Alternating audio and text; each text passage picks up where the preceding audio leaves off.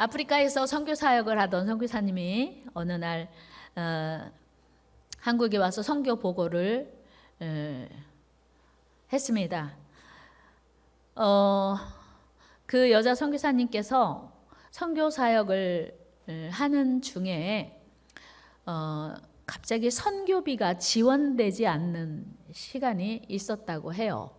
사실 선교사님들은 전방에 나가서 그 영적 전쟁도 치열한데 후방에서 기도하고 또 후원하는 선교비가 중단되면 그보다 더 절망이 어디가 있겠습니까? 그런데 선교비가 계속 지원되지 않으니까 이제 무슨 일일까, 그렇다고 연락할 수도 없고 고민하던 어느 날 심한 질병을 앓게 되신 거예요. 몸은 너무 아파서 고통스러운데 선교비가 중단되니 보리죽으로 연명할 수밖에 없었다고 합니다. 그리고 깡통에 분유를 조금씩 보충하며 한 달여를 보내고 있었는데 몸에 심한 중병이 들어서 이제 그 질병과 싸우는 일도 힘든데 먹을 것이 제대로 공급되지 않으니까 더 그 고통이 극심했다고 합니다. 그래서 하나님께 이런 기도를 드렸다고 해요. 하나님, 혹시 저를 잊으셨나요? 하나님, 저를 혹시 버리신 건 아니죠? 그런데 한 달여가 지나면서 몸이 점점 회복되었고, 그리고 선교비도 다시 지원이 되어서 무사히 선교 활동을 하다가 이제 안식년을 맞이하여 한국에 나와서 선교 보고를 하게 된 것입니다. 그 선교사님이 선교지에서 선교비가 중단되었고 질병으로 고통당했다, 그런 간증을 하는데 한 친절한 의사 선생님이 간증을 마친 후에 다가오셔서 그 질병에 대해서 자세히 물어보시는 거예요. 어떻게, 증상이 어땠고 얼마 동안 아팠는지. 그러더니 그 의사 선생님이 손뼉을 딱 치시면서, 선교사님, 이건 정말 하나님의 사랑입니다. 만약에 선교사님이 그 질병을 앓는 동안 선교비가 제대로 지원이 되었더라면, 그래서 먹고 싶은 음식을 마음껏 드셨더라면 선교사님은 오늘 살아서 저와 대화할 수 없었을 것입니다. 선교사님이 앓던 질병은 소화기 장애였고 소화기 질병이었고 그것은 보리죽을 먹어야만 낫는 병이었습니다 라고 했다는 거예요. 야, 진짜 하나님 다 알고 계시고 우리 영편 사정을 다 보고 계시고 가장 필요한 거, 가장 좋은 거 주시는 좋으신 하나님이신 거 믿습니다. 그래서 선교사님이, 야, 진짜 하나님 은혜 너무 감사합니다. 그때 선교비가 중단되었던 것이 나의 질병을 치료하기 위함이었군요 라고 하는 감사를 드렸다고 합니다. 그렇습니다. 우리 하나님은 오늘도 우리에게 꼭 필요한 은혜, 가장 좋은 은혜를 공급하시며 가장 좋은 길로, 가장 완전한 길로 인도하시는 사랑의 하나님이십니다. 그런데 문제는 우리가 그 좋으신 하나님과 늘 동행하는 삶을 사모하지 않고 갈망하지 않는다는 것입니다. 여러분, 우리는 예수 그리스도의 피로 용서받은 주님의 사랑하는 자녀들입니다. 주님의 거룩한 자녀들입니다. 여러분, 하나님의 자녀의 특권이 무엇입니까? 여러분, 하나님의 자녀의 특권 중에 특권은 위대하신 하나님, 천지 우주 만물을 지으셨고 지금도 다스리시는 창조주 하나님과 동행하는 것입니다. 그런데 하나님의 자녀된 우리는 그 귀한 하나님의 은혜를 하찮게 여기고 감사하지도 않고 사모하지도 않는다는 것입니다. 오늘 본문 43절 44절에 보면 예수님의 육신의 부모인 요셉과 마리아가 예수님이 12살이 된 이후에 유월절 절기를 지키러 예루살렘 성전으로 가셨습니다. 그리고 절기가 끝난 이후에 집으로 돌아가는 길에서 일어난 일입니다.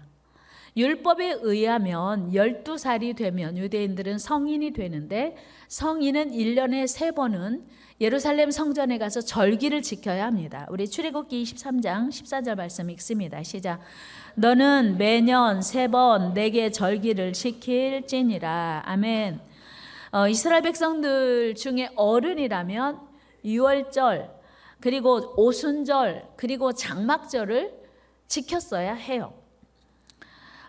그래서 예수님의 부모님들이 함께 예루살렘 성전에 가서 유월절 절기를 지키고 이제 돌아오는 길입니다. 그런데 요셉과 마리아가 예루살렘 성전을 떠나서 하룻길을 가다 보니 예수님이 안 계신 거예요. 아니, 예수님 어디 있어요? 나 모르는데? 당신이랑 같이 온 거 아니야?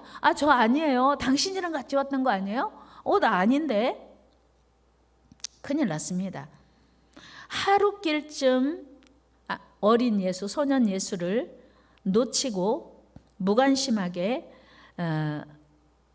나사렛으로 서둘러 간 겁니다. 사실 우리가 이 이야기를 성경을 읽으면서 늘 궁금한 것이 어떻게 하루 동안이나 아들 예수가 없는데 찾지 않고 갈 수가 있었을까? 얼마나 무관심했으면 아들이 같이 가는지 오는지도 몰랐을까? 우리가 의구심을 가질 수 있었지만 그러나 사실은 전혀 이상한 일이 아닙니다. 당시 유월절 절기는 모든 유대인들은 다 예루살렘에 모여야 됐기 때문에 사실은 이 절기를 마치면 이제 예루살렘에서 고향으로 돌아가는 그 길이 그렇게 북적대고 밀렸던 거예요. 그래서 귀향길은 너무나 대단한 이동이었기 때문에 이제 귀향길에 오를 때는 그 혼잡을 피해서 고향 단위로 베들레헴으로 가는 사람 모여, 나사렛 가는 사람 모여, 갈릴리 가는 사람 모여, 이렇게 해가지고 이제 그 지역 단위로 모여서 이동을 했고, 특히 이때 남자는 남자끼리, 여자는 여자끼리 무리를 지어 내려갔습니다. 그리고 아이들은 아버지나 어머니의 한편을 따라갔습니다. 따라서 소년 요셉은 어머니인 마리아 일행과 함께 내려갈 수도 있고 아버지 요셉과 갈 수도 있는 상황이었어요. 그러니까 당연히 아버지는 엄마와 같이 가고 있겠거니 생각했고, 또 엄마는 아빠랑 같이 가고 있겠거니라고 생각했던 것입니다. 요즘같이 그 대중교통 수단이 있어서 자동차나 버스와 같은 많은 그 손님을 한꺼번에 이동시킬 수 있었던 것이 아니었던 당시에 모두가 부지런히 걸어서 돌아가는 수밖에 없어요. 그러니까 혼잡을 피하기 위해서 빨리 예루살렘을 벗어나야 했기에 이제 소년 예수를 챙기지 못한 것이었습니다. 그러나 한편으로 당신이 아들을 챙기세요라고 누군가 이야기를 했었어야 맞은데 그 챙기지 못한 게 사실은 실수였지요. 그리고 그들은 소년 예수가 잘 따라오고 있겠지라고 안일하게 생각한 것이었습니다. 그 안일함이 예수님을 잃어버리게 한 것이었어요. 혹시 여러분도 어린 자녀를 잃어버린 경험이 있으십니까? 아이와 함께 놀이공원에 가거나 사람이 많은 곳에 여행을 할 때면 아이에게 늘 당부하는 것이 있죠. 그것은 아빠 손 꼭 잡아야 돼. 엄마 손 꼭 잡아야 돼. 엄마 손 놓치면 절대로 안 된다. 네 맘대로 앞서가거나 뛰어가다 넘어지면 안 돼. 그리고 길 잃어버리면 안 돼. 그리고도 불안해서 아이의 앞가슴에 커다란 이름표를 채워주기도 하죠. 부모의 연락처를 기재한 이름표를 손목에도 걸어주기도 하고 가슴에 붙여주기도 합니다. 그리고도 당부하는 것이 혹시 엄마 아빠 안 보이면 아무데나 뛰어가면 안 돼. 그 자리에 서 있어. 그럼 엄마가 다시 찾으러 올게. 그런 등등의 안전장치를 하기도 합니다. 아이는 스스로를 보호할 수 있는 능력이 없기 때문입니다. 부모가 반드시 동행하며 보호해 주어야 하기 때문입니다. 그럼에도 불구하고 여러분 기억나시죠? 예전에 놀이공원에 가면 미아 보호소에서 잃어버린 아이를 찾는 자는 안내 방송을 어렵지 않게 들을 수 있습니다. 또는 부모를 잃어버린 아이를 보호하고 있으니 부모님 오셔서 찾아가십시오. 이름은 누구고 인상착의 안내 방송 할 때 많이 있습니다. 여러분, 사람이 많은 관광지에서 잠깐이라도 한눈 팔면 아이를 버릴 수 있는 경험을 많이 해보셨을 것입니다. 그 순간 부모의 마음이 어떠하는지, 아이가 없어졌다는 사실을 확인하는 순간 얼마나 가슴이 철렁하고, 그리고 아이가 없어졌다는 순간 얼마나 다리가 후들거리는지, 그리고 머릿속은 얼마나 여러 가지 생각으로 뒤엉키는지 경험해 보신 분은 알 것입니다. 그리고 아이를 찾기까지 그 어떤 위험도 손해도 감수하면서까지 이리저리 뛰어다니죠. 부모 잃은 아이가 얼마나 놀라서 울고 당황할까, 또 엄마를 찾아 헤맬까 하는 생각을 하면서 부모는 뛰어다닙니다. 여러분, 오늘 예수님의 어머니 요셉과 마리아도 아마 그런 마음이었을 것입니다. 소년 예수님이 동행길에 없다는 사실을 확인하고 그 순간부터 오던 길을 다시 거슬러 올라가며 많은 인파 속에서 예수님을 찾았을 것입니다. 혹시 아는 사람 만나면, 동네 사람 만나면 우리 아들 못 보셨어요? 우리 아들 예수 보셨나요? 이렇게 많은 사람들에게 물으면서 아마 오던 길을 되돌아갔을 것입니다. 그리고 모르는 이들에게는 저희 아들이요, 어떤 옷을 입었어요? 키는 얼마나 하고 몸집은 어떤데 혹시 보셨나요? 수없이 질문하며 그 길을 뛰어갔을 것입니다. 그렇게 그들은 무려 3일 길을 되돌아갔습니다. 여러분, 요셉과 마리아가 얼마나 애가 타고 놀라고 얼마나 당황했겠습니까? 말이 사흘 길이지 잠은 제대로 잤을까? 밥은 제대로 먹었을까? 아마 겨우 타는 목을 축이는 정도지 않았을까요? 아마 그 3일은 열흘보다 더 길고 한 달보다 더 길었을 것입니다. 그러나 그들은 예수님을 찾지 못했습니다. 여러분, 아무리 아이 걸음이 느려도 오던 길을 거슬러 왔으니 하루 동안 내려왔는데 3일을 가도 찾지 못했다고 하는 것은 그 부모의 마음이 얼마나 절망감이 컸을까 하는 것을 짐작해 볼 수 있습니다. 그렇게 안타까운 마음으로 무려 사흘, 그리고 그들은 마침내 예루살렘 성전 안으로까지 들어가야 했습니다. 없었으니까요. 아이가 발견되지 않았으니까요. 여기서 우리는 이런 모습을 신앙생활에 적용해 볼 수 있습니다. 여러분, 우리의 안일함이 나도 모르는 사이에 주님과 멀어지게 되고 주님을 놓치기도 한다는 것입니다. 잠깐 한눈 판 사이에 어느새 주님과 너무 멀어지고 어느새 주님을 놓치고 만 일을 경험한 적 있습니까? 그리고 주님을 놓치는 순간보다 주님을 다시 찾는 데 걸리는 시간이 훨씬 더 오래 걸린다는 것도 여러분 경험하셨는지요? 주님 없이 나 혼자서 아무리 빨리 가고 많이 간다 해도 결국 원점에서 다시 시작해야 한다는 것도 여러분 기억하셔야 합니다. 예수님의 어머니 마리아와 아버지 요셉은 원점으로 다시 돌아갔어요. 그러니까 아이가 12살이나 먹었으니까 엄마 아빠 잘 따라오겠지라고 생각하며 빨리 예루살렘을 벗어나서 나사렛 가자라고 출발해서 하루 갔는데, 그들은 예수님 없이 하루 동안 갔는데 빨리 가려고 얼른 집에 가려고 했는데 다시 원점으로 돌아왔어요. 여러분, 예수님 없이 아무리 멀리 가도, 예수님 없이 아무리 빨리 가도 원점일 수 있다는 사실을 우리는 기억해야 합니다. 여러분, 우리 주님이 이 땅에 오신 목적이 무엇입니까? 그것은 바로 우리와 함께 있기 위함입니다. 우리 마태복음 1장 23절 같이 읽어요. 시작. 보라,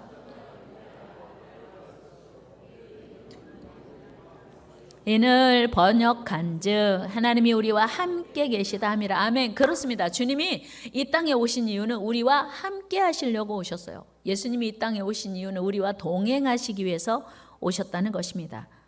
그렇다면 왜 우리는 주님과 동행해야 합니까? 우리가 열심히 살고 우리가 열심히 노력하고 최선을 다해 살면 되지 꼭 주님과 동행해야 합니까? 여러분, 주님과 동행해야 한다는 말이 부담이 되십니까? 기쁨이 되십니까? 야, 주님과 동행하면 얼마나 좋을까? 그런 기대가 되십니까? 아니면 주님과 동행한다고? 부담스러워. 혹시 이런 분 안 계세요? 제가 세례교육을 하면은 이제 뭐 여러 가지 질문들을 많이 해요. 주님과 동행도 이야기하는데 이 이야기 꼭 합니다. 여러분, 우리가 이제 세례를 받고 예수 그리스도의 자녀가 된다고 하는 거, 예수 그리스도를 믿고 흔들리지 않는 믿음 생활을 한다는 것은 주님과 동행하는 삶입니다. 그런데 어떤 사람이 예수님을 믿고 예수님과 동행하는 삶을 산다고 하는데 술집에 갈 일이 생긴 거예요. 어떻게 해야 되나 망설이다가 이렇게 했대요. 주님, 잠깐 밖에 서 계세요. 가서 한 잔만 마시고 오겠습니다. 주님과 함께 술집에 들어가는 게 너무 부담스럽고 미안하고 죄송해서 잠깐 밖에 서 계시라고 했대요. 그게 가능한 일일까요?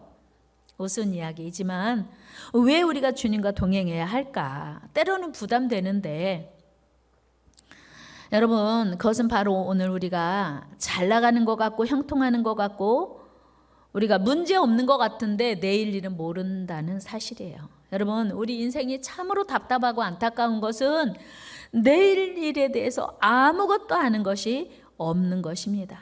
오늘 아무리 성공했다 해도, 오늘 멋진 승리를 이루었다 해도 내일은 결코 알 수가 없기 때문입니다. 가끔씩 비행기를 타고 이제 외국에 가다 보면 국적기를 타면 좋은 점이 딱 있어요. 와, 바로 이거 좋다. 이게 뭐냐면 한국어 지원되는 것도 좋은 일이지만 국적기를 타면 이제 영화를 볼 수가 있잖아요. 그러면 한국말 지원이 되니까 영화를 뭐 볼까 하고 이것저것 클릭을 해요. 평상시엔 제가 영화 볼 시간이 자주 없으니까 비행기 타는 시간만이라도 영화 한 편이라도 보자 이런 마음인데 그 영화도 무슨 영화인지 잘 모르잖아요. 그러니까 제목을 보고 클릭을 하는데 진짜 좋은 것이 뭐냐면 미리 보기가 있어요. 그래서 이 영화가 대충 줄거리가 무엇인지 아주 짧게 요약해서 거기에 올려놓는 거예요. 그래서 미리 보기를 보고 내용이 이렇게 흘러가는구나. 좋아. 그럼 그걸 클릭해서 보면 되고 이거 아니야. 내가 원하는 게 아니야. 그러면 지나가면 되는 거예요. 그런데 우리 인생에는 미리 보기가 있다 없다? 없어요. 아무도 몰라요. 내일 무슨 일이 일어날지 아무도 모릅니다. 우리는 인생은 미리 보기가 없어요. 그래서 두렵고 우리는 무서운 겁니다. 그래서 믿음의 사람, 지혜의 사람 다윗은 길 대신 하나님을 목자로 삼고 늘 하나님과 동행했어요.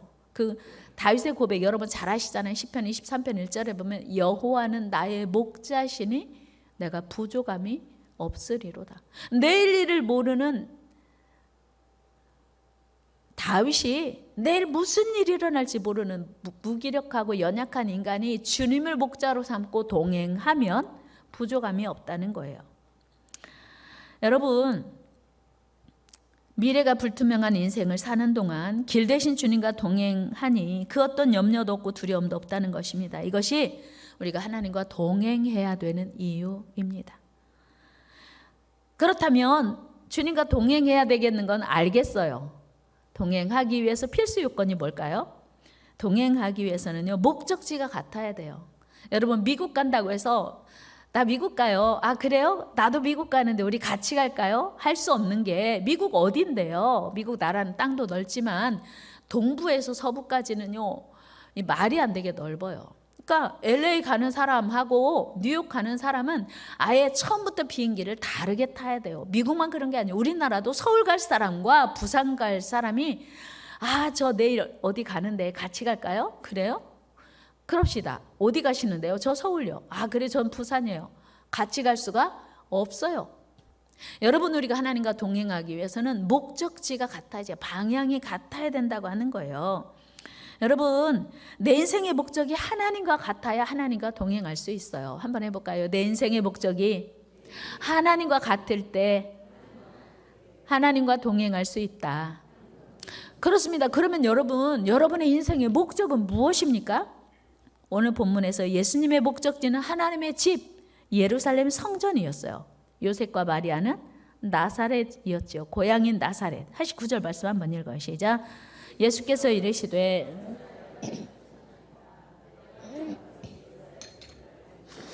아멘.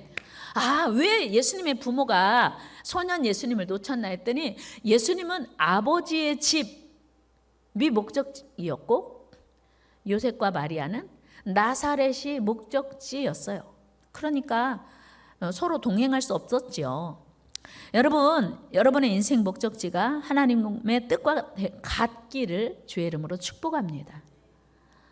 부부가 남편과 아내가 삶의 목적이 같아야 돼요. 그래야 행복한 거예요. 남편은 열심히 일하는데 아내의 목적은 부지런히 쓰는 거라면 힘들죠. 행복한 가정 되기 어려워요. 교회 공동체도 마찬가지예요. 우리는 하나님 나라 위해서 달려갑시다 그러는데 목사님, 하나님 나라 이 땅에 사는 우리가 어떻게 하나님 나라만 바라봅니까? 그러면 그 공동체는 같은 목적이 아니어서 행복한 공동체, 주님이 원하는 공동체가 될 수 없는 것입니다. 목적이 같아야 돼요. 추구하는 방향이 같아야 돼요. 그래야 동행할 수 있어요. 또한 동행의 가장 중요한 요건은 대화입니다. 여러분, 동행한다고 하면서 아무 대화가 없이 그냥 길을 간다면 그것은 더 이상 동행의 의미가 없습니다. 동행의 즐거움은 뭐니 해도 깊은 대화입니다. 우리 예수님은 공생의 기간 동안 늘 하나님과 깊은 대화, 깊은 기도의 삶을 사셨습니다. 예수님은 늘 말씀을 가르치시고 병든 자들을 고치시느라고 바쁘셨습니다. 우리 마가복음 1장 21절 말씀 한번 같이 읽어요. 시작. 그들이 가버나움에 들어가니라. 예수께서 곧 안식일에 회당에 들어가 가르치시매. 예수님의 사역은요, 가르치시는 것이었어요. 그리고 병 고치는 일이었어요. 우리 32절 말씀도 한번 읽어요. 시작. 저물어 해질 때 모든 병자와 귀신 들린 자를 예수께 데려오니 어떻게 했어요? 34절에 보니까 다 고쳐주셨어요. 시작. 예수께서 고치시며 많은 귀신을 내쫓으시되. 여러분, 예수님은요, 아침 일찍부터 성전에 들어가서 가르치셨고 병을 고치셨어요. 그러니까 얼마나 피곤하셨겠어요. 여러분, 우리가 기도합시다. 목사님, 제가 얼마나 바쁜지 모르시죠? 제가 얼마나 피곤한지 모르시죠? 제가 기도할 시간이 어디 있어요? 기도할 여력이 없어요. 말씀하시잖아요. 예수님은 새벽부터 말씀 가르치셨고 병자 고쳤어요. 밤늦게까지. 그런데 아침 새벽 미명에 이른 아침에 한적한 곳으로 나가서 깊이 기도하셨습니다. 우리 35절 말씀 읽어요. 시작. 새벽 아직도 밝기 전에 예수께서 일어나다가 한적한 곳으로 가사 거기서 기도하시더니. 그렇습니다. 예수님은 아무리 사역이 바쁘고 피곤하셔도 새벽 일찍 한적한 곳에 가서 기도하셨습니다. 여러분, 기도가 뭐예요? 여러분이 생각하는 기도가 무엇입니까? 우리는 보통 기도 그러면 내 뜻을 하나님께 말씀드리고 내 뜻이 이루어질 때까지, 내 뜻이 하나님 앞에 관철될 때까지 투쟁하는 것, 떼쓰고 고집 부리는 것, 이것을 기도라고 생각하는 분도 있을지 모르겠어요. 그리고 내 뜻과 하나님의 뜻이 다를 때는 내 뜻을 끝까지 이제 떼쓰면서 고집 부리는 것이 기도라고 생각하는 분도 있을지 모르겠어요. 마치 어린아이처럼. 그러나 예수님의 기도를 보면 내 뜻과 하나님의 뜻이 다를 때는 내 뜻을 내려놓고 전적으로 하나님의 뜻에 순종하고 항복하는 것이 기도임을 예수님 우리에게 가르쳐 주십니다.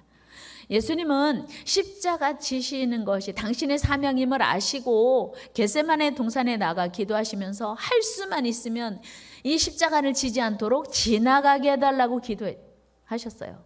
그런데 마지막에 당신이 이 십자가를 져야 된다는 걸 알고 마지막에 예수님의 기도가 무엇이었냐면 오늘 누가복음 22장 42절입니다. 우리 같이 한번 읽어요. 시작. 이르시되 아버지여 만일 아버지의 뜻이거든 이 잔을 내게서 옮기시옵소서. 그러나 내 원대로 마시옵고 아버지 원대로 되기를 원하나이다 하시니 아멘. 그러니까 여러분, 기도가 이거예요. 내 원대로 마시옵고 아버지 원대로 되기를 원합니다. 그러니까 내 뜻을 다 포기하고 항복, 하나님의 항복입니다. 하나님 뜻대로 되기를 원합니다. 이게 기도라고 하는 거예요. 여러분, 오늘 우리에게도 이런 믿음이 있게 되기를 축복합니다. 우리가 기도하다가 내가 기도하는 것이, 내가 바라는 것이, 내가 꿈꾸는 것이 하나님의 뜻과 달라. 그러면 내 뜻 접고 하나님의 뜻에 순종하는 일이 기도의 참 뜻인 것입니다. 오늘 본문에서 부모님께서 예수님을 잃어버리게 된 가장 큰 이유가 무엇입니까? 그것은 바로 예수님과 전혀 동행하고 있지 않음에도 불구하고 예수님과 동행하겠거니라고 착각한 거예요. 이거 사실과 다른 관념적 신앙이거든요. 44절 말씀 같이 한번 읽어요. 시작. 동행 중에 있는 줄로 생각하고 하룻길을 간 후 친족과 아는 자 중에서 찾되. 동행 중에 있는 줄로 생각했다. 그것은 사실과 다른 거예요. 그러니까 내 머릿속에는 예수님과 지금 동행하고 있는 거예요. 사실은 달라요. 이런 모습은 오늘 우리에게 가장 큰 약점이기도 합니다. 여러분, 우리는 분명히 과거에 예수님과 동행한 적이 있습니다. 예수님과 깊은 기도가 즐겁고 행복해서 시간 가는 줄 모르고 기도했던 적이 있습니다. 그래서 늘 천국을 사모했던 적도 있습니다. 말씀을 읽고 듣는 동안 너무나 행복해서 시간 가는 줄 모르고 성경을 읽고 필사하며 은혜를 누린 적도 있습니다. 그러나 어느 순간 삶의 우선순위가 바뀌고, 여러분, 일주일이 왜 그렇게 길어? 일주일 기다리는 게, 주일 기다리는 게 너무 지루해. 그래서 주일 기다리는 것을 손꼽아서 아직도 주일이 멀었어? 아직도 멀었네? 이런 때가 있었어요, 여러분. 그런데 요즘 어떠세요? 벌써 주일이야? 관념적 신앙이에요. 벌써 주일이야? 또 주일이야? 옛날에는 설교 시간이 기다려지고요. 설교 시간에 눈이 반짝반짝 초롱초롱했어요. 설교 들을 때마다 아멘 아멘, 야 할렐루야 감사합니다, 오늘 말씀 너무 은혜롭습니다, 이럴 때 있었어요, 여러분. 근데 어느 순간 야 목사님 설교가 요즘 왜 이렇게 길어, 갈수록 길어, 지루해, 너무 졸려, 이런 때 있지요. 여러분, 내가 예수님과 동행하는 줄로 생각하고 있는 게 관념적 신앙. 언젠가 뜨거웠던, 예수님과 뜨거웠던, 예수님 한 분이면 만족했던, 예수님 한 분으로 충분했던 시간이 분명히 있었어요. 그게 과거의 나였다면 지금의 나와 다를 수도 있다는 거예요. 그런데 우리는 예수님과 동행하는 줄로 생각하고, 나 예수님과 같이 지금 잘 가고 있는 거 아니야? 옆 사람에게 물어볼 필요 없어요. 내 스스로 내가 지금 예수님과 동행하기를 사모하고 있는가? 오늘 이 시간에 주님의 은혜가 내가 충만하게 임하기를 사모하고 있는가? 아니면 말씀 듣는 게 지루하고 관심도 없고 기대가 없다면 나의 신앙은 지금 예수님과 동행하기를 사모하지도 않고 동행하고 있지 않다는 증거입니다. 여러분, 어느 순간 삶의 우선순위에 밀려 기도도 멀어지고 말씀도 멀어지고 전도도 멀어지고 하나님과 동행은커녕 하나님 없는 삶을 살아가면서도 요셉과 마리아처럼 예수님과 동행하고 있다고 착각하고 있는 것은 아닌지. 사랑하는 여러분, 신앙생활이란 무엇입니까? 그것은 바로 사랑이 많으시고 능력이 많으신 하나님과 동행하는 것입니다. 여러분, 예수님과 동행하면 어떤 일이 있을까요? 어떤 은혜가 있을까요? 예수님과 동행하면 어떤 축복이 있을까요? 여러분, 예수님과 동행하면 홍해 만나도 걱정 없어요. 예수님과 동행하면 광야를 만나도 걱정 없습니다. 여러분, 두려워할 필요도 없어요. 여러분, 예수님과 동행하기를 축복합니다. 예수님과 동행하기를 사모하시기 바랍니다. 우리 하나님께서 모세에게 불순종한 이스라엘 백성들에게 약속의 땅 가나안으로 인도하시겠다 말씀해서 얼마나 기뻐요. 그 약속의 땅 드디어 다 왔다. 이제 하나님이 앞서가서 그들 살고 있는 가나안 땅, 하나님의 약속의 땅 주시겠다고 약속한 그 땅에 미리 살고 있는 원주민들 다 쫓아내시겠다고 하시니 얼마나 감사해요. 얼마나 기뻐요. 우리 출애굽기 33장 1절 2절 읽어요. 시작. 여호와께서 모세에게 이르시되 너는 네가 애굽 땅에서 인도하여 낸 백성과 함께 여기를 떠나서 내가 아브라함과 이삭과 야곱에게 맹세하여 네 자손에게 주기로 한 그 땅으로 올라가라. 내가 사자를 너보다 앞서 보내어 가나안 사람과 아모리 사람과 헷 사람과 브리스 사람과 히윗 사람과 여부스 사람을 쫓아내고, 내가 다 쫓아낸, 하나님이 다 해주신대요. 할렐루야, 감사합니다. 하나님, 주님 역시 멋지십니다. 그런데 하나님이 불순종한 이스라엘 백성들과는 함께하지 않는다는 거예요.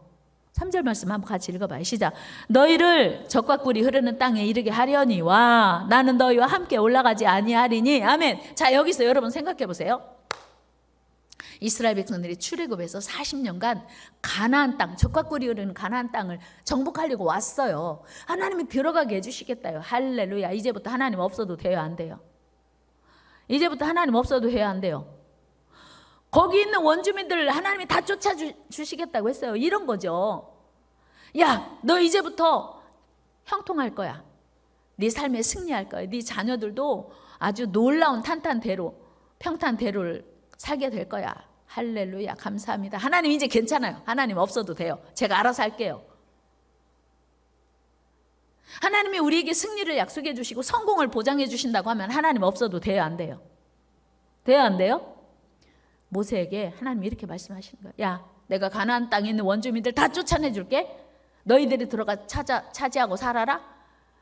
그런데 나는 안 갈 거야. 하나님이 안 계신대요. 그때 모세가 뭐라고 말합니까? 우리 출애굽기 15절 읽어요. 시작. 모세가 여호와께 아뢰되 주께서 친히 가지 아니하시려거든 우리를 이곳에서 올려보내지 마옵소서. 아멘. 모세는 알았어요. 하나님과 동행이 가나안보다 훨씬 더 중요하고 하나님과 동행하는 것이 성공보다 승리보다 형통보다 더 중요한 걸 모세는 알았어요. 하나님, 우리를 왜 가나안에 보내시겠다고 하는 거예요? 하나님 안 계시겠다면요, 우리 안 가요.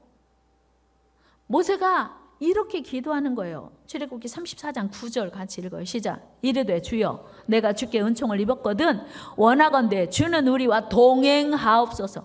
이는 목이 뻣뻣한 백성이니이다. 우리의 악과 죄를 사하시고 우리를 주의 기업으로 삼으소서. 모세의 이 기도는요, 아주 애간장이 끓는 기도예요. 이스라엘 백성들이 모세가 시내산에 올라가서 십계명을 받아오니까 모세가 안 보인다고 금송아지를 만들어서 그 금송아지가 우리를 출애굽시켰다고, 여기까지 인도했다고, 여기까지 인도한 하나님이라고 금송아지 앞에 절하고 춤추고 먹고 마시고 노는 거예요. 모세가 화가 나가지고 그 돌판을 그 백성에게 던져버렸어. 다 깨졌어요. 모세가 다시 올라오라. 이번에는 두 돌판을 만들어가지고 올라오라. 만들어가지고 올라가서 드린 기도예요. 하나님 감사합니다. 그러나 이 백성이 목이 뻣뻣하고 교만하고 미련하여 하나님을 순종하지 않는데 하나님 저들을 용서하여 주옵소서. 여러분, 오늘 여러분은 주님과 동행하기를 원하십니까? 혹시 예수님의 어머니와 아버지처럼 예수 12살이나 먹었는데 뭐 잘 따라오겠지라고 생각하고 알아서 오겠지라고 예수님과 동행하고 있는 줄로 착각하고 있는 것은 아닌지요? 여러분, 우리 삶의 목적이 무엇입니까? 하나님 안에서 우리의 간구가 무엇입니까? 여러분, 오늘 우리가 구하는 것이 가나안이라면, 젖과 꿀이 흐르는 땅이라면, 오늘 우리가 갈망하는 것이 성공이라면, 오늘 우리가 갈망하는 것이 건강이라면, 여러분 생각해 봐야 돼요. 주님 없이 성공이면 오케이. 주님 없이 부자 되는 거 오케이. 여러분, 갓난아이는요, 황금 덩어리를 어마어마하게 큰 거 줘도 배가 고파서 오는 어린아이에게 황금 덩어리는 소용이 있어요, 없어요?